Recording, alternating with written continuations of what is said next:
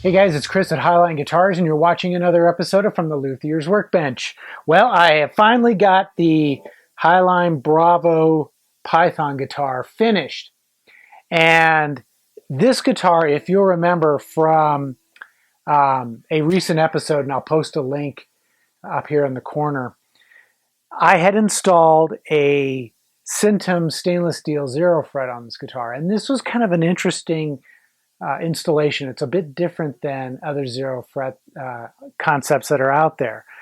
So now that it's finished, what I wanted to do was show you that the guitar does play in tune and it does intonate. And I'm not going to play any songs on this guitar because, as I've said before, I'm a left-handed guitar player and this is a right-handed guitar. And I also don't have adequate recording equipment down here to record off my amp. So, and I know how people get really fixated on that stuff. So what I'm going to do is I'm going to just play each string open, and then I'll play each string fretted at the 12th fret. And I've got my little tuner here so you can see whether it's playing in tune or whether it's intonated. So let's jump in and get started. Okay, first thing, I'm recording the audio with my lapel mic, obviously, and that doesn't give you the greatest quality sound. In fact, I'll probably dial down the sound a little bit so as not to be distracting. All you need to really look for are the two LEDs on my Seiko tuner, and once they both light up, that means the string is in tune. And again, I'll be playing each string open, and then I'll be pressing the string down at the 12th fret.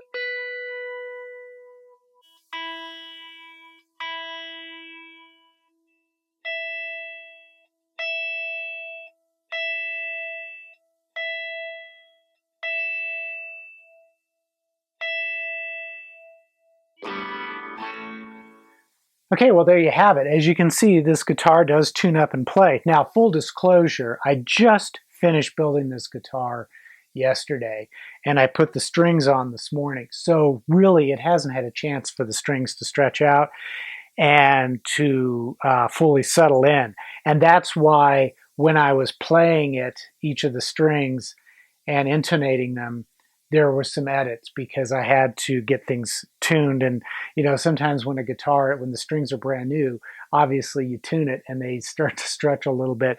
So it can be a little bit of a chore to get it tuned in. But typically what I'll do is I'll let the guitar sit for a while, and it'll probably sit for a good month before it gets sold. And then right after it's sold, I'll sit down and spend some time doing a much more detailed and careful tuning and intonation before the guitar gets shipped out.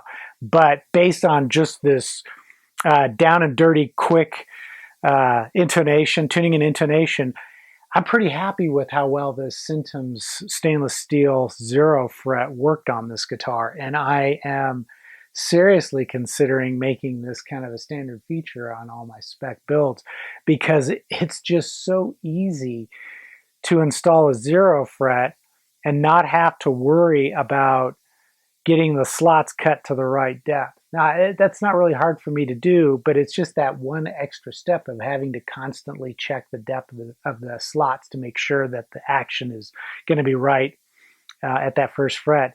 And it seems to work really well. The one thing I do notice, though, is if you're the sort that likes to